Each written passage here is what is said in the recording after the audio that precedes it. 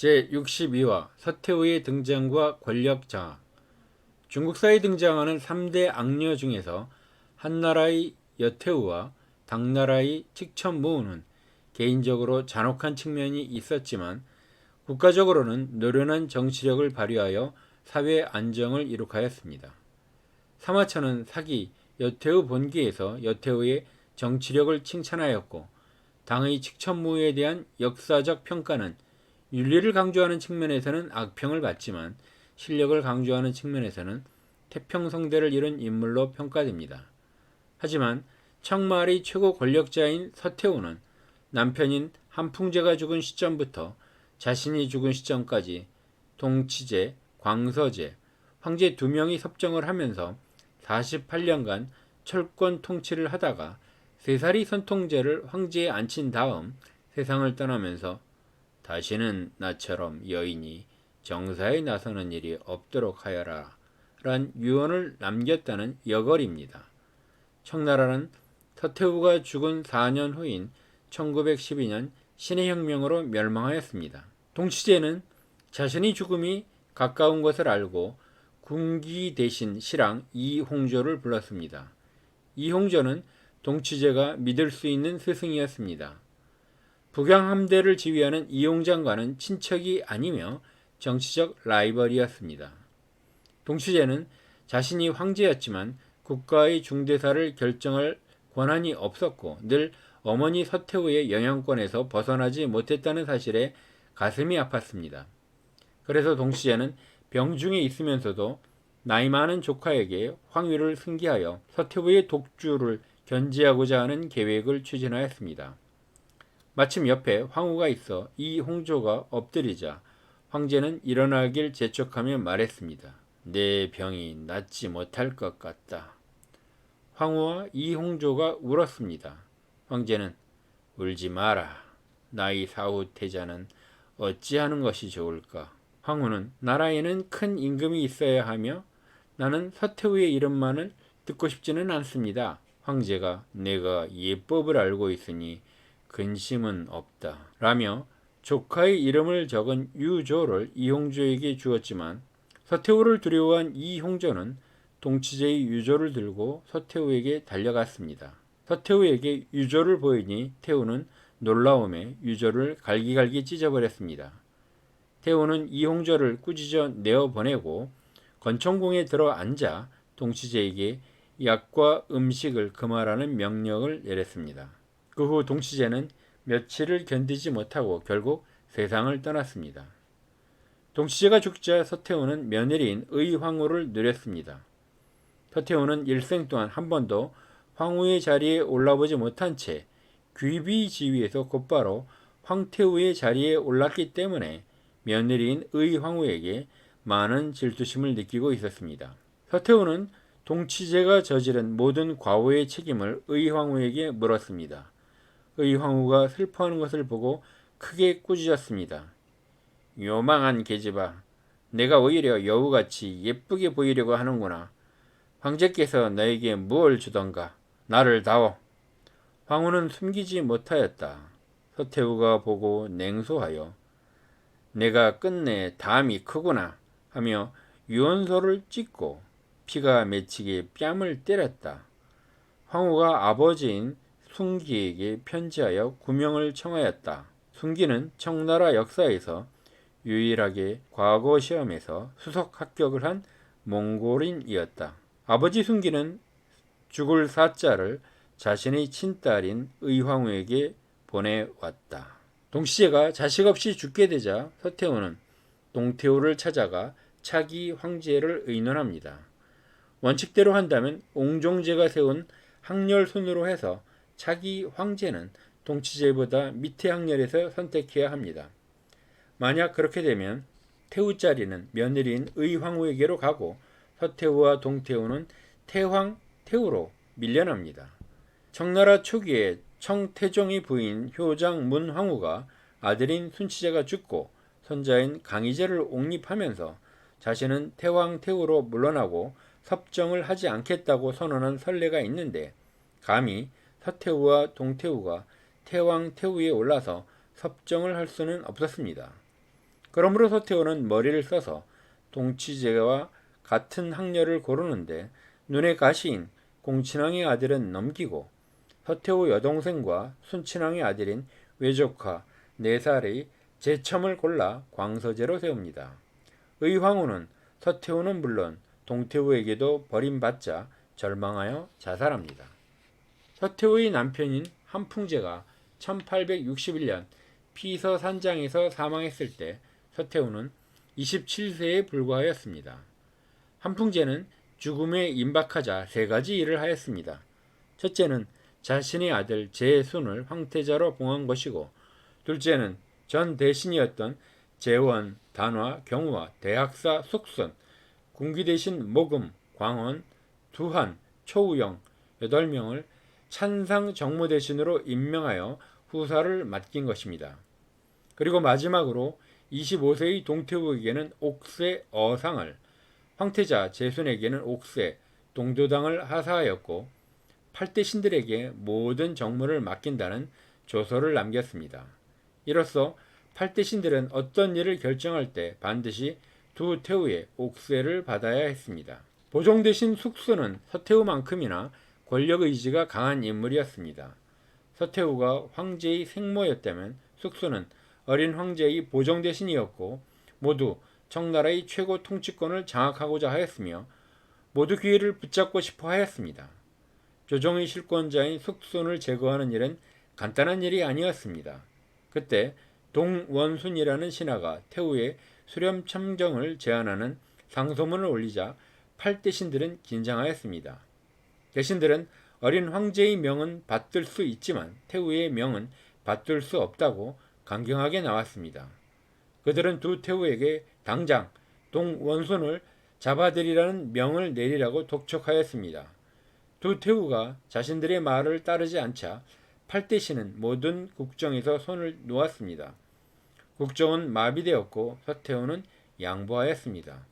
이제 서태후는 은밀하게 권력을 장악하기 위한 수순을 밟아 나갔습니다. 첫 번째, 서태후는 동조 세력을 찾아 나섰습니다. 서태후는 공친왕 혁헌을 주목하였습니다. 공친왕은 한풍제의 이복 동생으로 한풍제 제위 시절 뜻을 펼치지 못하였습니다. 한풍제는 열하로 도망가면서 북경의 업무를 공친왕에게 위탁하여 처리하도록 하였습니다. 공친왕에게 전권을 주었지만 실제로는 방패막이 정도로 활용하였습니다. 공친왕은 한풍제에게 북정 타개책을 수시로 건의하였지만 한풍제의 총신 숙수는 중간에서 이를 가로막았습니다. 공친왕의 서열이 가장 높았으나 숙수는 혁헌이 8명이 고명 대신 명단에 들어가는 것을 막았던 것입니다. 즉 북경의 황실 세력과 피서산장에서의 한풍제를 보좌하는 관료 조직의 대립을 활용한 것입니다. 두 번째, 열하에 있는 피서산장은 숙순 일당의 근거지였습니다. 조석히 북경으로 귀경해야 했습니다. 북경으로 돌아온 공친왕은 신속히 병권을 장악하였고 북경, 천진 일대를 장악한 병부시랑, 승보를 자기 편으로 끌어들였습니다. 서태후는 동태후와 밀담을 한 다음 한풍제의 장례식과 동치제의 즉위식을 명분으로 북경 귀환을 요구하였습니다. 열하를 벗어나고 싶어하지 않은 숙순에게 압력을 가하여 북경 귀환을 밀어붙인 것입니다. 세 번째, 성공적인 기선제압입니다. 서태후는 숙순의 지모가 뛰어나다는 것을 잘 알고 있었습니다. 8명이 고명 대신 중 숙순과 재원, 단화를 분리시켰습니다. 숙순으로 하여금 한풍제의 관을 모시고 큰 길로 가게 하고 재원, 단화는 황제를 모시고 지름길로 북경으로 가게 했습니다. 4일 먼저 북경으로 오면서 숙순을 제거하는 정변 준비를 마친 것입니다. 네 번째, 동정심 유발이었습니다. 북경으로 돌아오면서 영접 나온 대신들에게 숙순 등이 기근 망상에 대하여 읍소하면서 사람들이 동정을 불러일으켰습니다. 그리하여 참석한 대신들에게 숙순에 대한 악감정을 유발시킨 것입니다. 분기한 대학사 주조배는 서태후에게 왜 중재로 다스리지 않으셨습니까? 라면서 황태후께서 명을 내리셔서 먼저 즉위를 박탈하고 다시 죄를 물으십시오 라고 말하도록 유도한 것입니다. 고명 대신 숙순을 제거하기 위한 여론몰이를 한 것입니다. 다섯째, 성공적인 작전 진행입니다. 서태후는 9월 30일 황제 명의의 포고를 내려 숙순의 관직을 박탈하고 북경에 함께 도착한 재원, 단화를 체포하여 숙순에 대한 연락망을 차단시켰습니다. 그리고 이어서 숙순을 체포하였습니다. 10월 6일 숙순, 재원, 단화를 드디어 처형하였습니다. 8명이 고명 대신 중 3명을 처형하고 5명은 직위해제하거나 유배를 보냈습니다. 고명 대신 8명은 모두 사라졌습니다. 신유 정변은 성공적으로 마무리되었습니다. 숙순은 잠수형을 당하기 전에 온갖 악담을 퍼부었다. 그 분노에 찬 저주가 얼마나 심했던지 옆에 있던 사람들은 그 소리를 차마 들을 수 없었다. 또 무릎을 꿇지 않고 반항하자 망나니가 철퇴로 2 다리를 부러뜨려 끌어안친 뒤 그의 목을 베었다. 권력을 잡은 서태후는 청나라 역사에 모후가 섭정을 맡은 사례가 없었기 때문에 한풍제의 아우이자 동치제의 삼촌인 공친왕을 앞세웠습니다. 공친왕에게 의정왕, 군기 대신, 내무부 총관 대신, 총리함은 대신의 직함을 주고 서태후 자신이 권력 기초로 삼았습니다. 일종의 공동 통치를 하였습니다. 공친왕은 그동안 서양과 전쟁을 하면서 적개심도 가졌지만 영국의 앞선 기술과 제도를 숭배하고 서양 세력과 공존하는 방법을 모색하였습니다. 서양을 끌어들여 군대 훈련과 무기 개발에 활용하고 자력갱생을 통하여 중국을 발전시키려고 하였습니다. 당시 유학자들이 주장하는 중체서용을 받아들인 것입니다. 공친왕은 수도에서 만주족 군기 대신 문상을 끌어들였고 지방에서는 태평천국 반란 세력을 진압했던 진국본, 좌종당, 이용장 등 한족 유학자들이 전폭적인 지지를 받았습니다. 서양 세력도 서태후가 막후에 있던 공친왕 체제를 지지하고 전국이 반란 진압을 지원하였습니다. 동치 원년 동친왕 혁크는 서양 오랑캐에게 배우기 위하여 북경에 경사동문관을 세웠습니다. 이는 국가에서 세운 외국어 학당이자 중국 최초의 근대화 교육을 시작한 교육기관입니다. 또 동치 11년에 아동 30명을 미국 샌프란시스코로 유학을 보냈습니다. 중국 최초의 유학생 파견입니다. 청조는 서방의 선진 기술을 신속하게 습득하려고 유학생을 파견한 것이었습니다. 하지만 유학생들이 변발을 자르고 양복을 입으며 기독교를 숭배하는 자들이 늘어나자 청조는 당황했습니다. 결과적으로 유학생들은 길게는 10년 이상 교육을 받고 중국으로 돌아왔습니다. 외교관, 해군 장교, 교육자, 기술자, 사업가 등 여러 분야에서 중국 근대화의 기수가 되었습니다. 동치 중흥으로 멸망의 위기에 놓였던 청나라는 다시 살아나는 듯 보였습니다. 하지만 본질은 변하지 않았습니다. 구질서는 유지되었고 자본과 기술은 부족하였으며 사회적 인식은 변하지 않았습니다. 결국 동치 중흥은 청제국의 부활로 이어지지 못하고 죽음 직전의 일시적 회복에 그치고 말았습니다. 동치 11년에 동치제의 황후를 간택할 때 서태후의 의진과는 다르게 동태후가 추천한 동태후 고종사촌의 외손녀가 황후가 되었습니다. 서태후는 당혹하였습니다.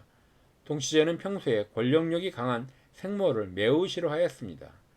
서태후와 성격이 비슷한 해비를 간택했으면 평생 고생을 면치 못할 것이라 생각했습니다. 반면에 동태후는 생모는 아니었으나 동치제에게 애정을 쏟았습니다. 동치제는 생모가 추천한 해비를 저버리고 동태후가 추천한 의황후를 간택한 것이었습니다. 하지만 이제 서태후의 핍박이 기다리고 있었습니다. 사랑하는 황후를 만나자니 서태후의 질타가 두렵고 싫어하는 해비와 만나자니 마음이 내키지 않았습니다. 동치제는 서태후에 대한 미움과 두려움을 주색잡기로 해소하였습니다. 밤이면 미복 차림으로 몰래 궁궐 밖으로 빠져나가 창기들과 술을 마시고 난잡한 성교를 즐기다가 동이 트기 전에 궁궐로 돌아오지 못한 적이 비일비재하였습니다. 그래서 호사가들은 동치제가 매독에 걸려 죽었다고 주장하고 있습니다. 황실의 어이인 이덕립은 후에 황제를 진찰했을 때 성병 초기 증세가 있었지만 황실의 명예와 채통에 걸린 일이라 함부로 발설할 수 없었다고 증언하였고 공식적으로는 천연두에 걸려 사망한 것으로 기록되었습니다.